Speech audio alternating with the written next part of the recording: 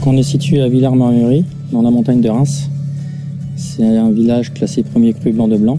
On est entouré de grands crus de noir. On est l'une des seules communes de montagne de Reims à être en blanc.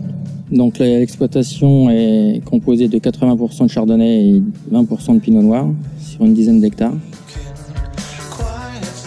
Moi je suis la troisième génération. La première génération c'était Socrate Malo qui a fait sa première bouteille en 1929. Ensuite son fils Sadi Malo qui a fait progresser le commerce et faire connaître la marque. Ensuite mon père Michel Malo et moi Franck Malo.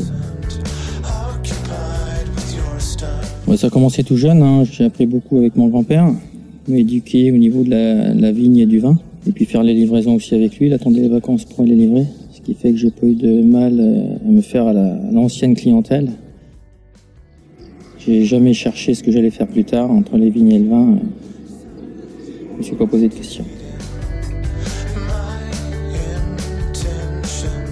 Ça fait 6 ans que je suis parti dans la viticulture durable, à mettre moins d'entrants, moins de désherbants, plus de travail mécanique et gérer les produits phyto à faible dose avec du matériel le plus performant possible. Par la suite, je me suis donné 10 ans pour employer plus que 25% de désherbants et descendre en dessous si possible.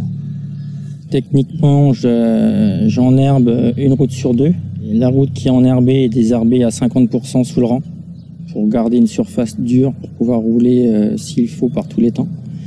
Et l'autre route charrutée en plein, sans désherbant du tout.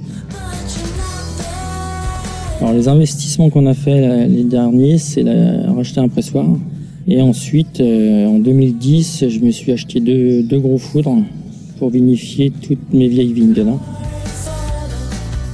On a investi dans une façade, mais une enseigne.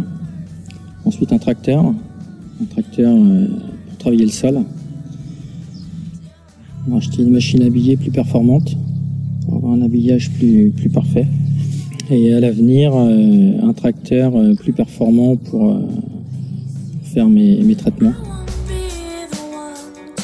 Alors j'ai opté pour une récupération d'eau de pluie pour faire mes produits de traitement. Parce que l'eau de pluie n'est pas chargée, n'a pas beaucoup de pH. Et ça me sert aussi à laver mes véhicules, à laver tout ce qui est à laver, qui n'a pas besoin d'être traité. L'eau durable, je pense que oui, c'est l'avenir.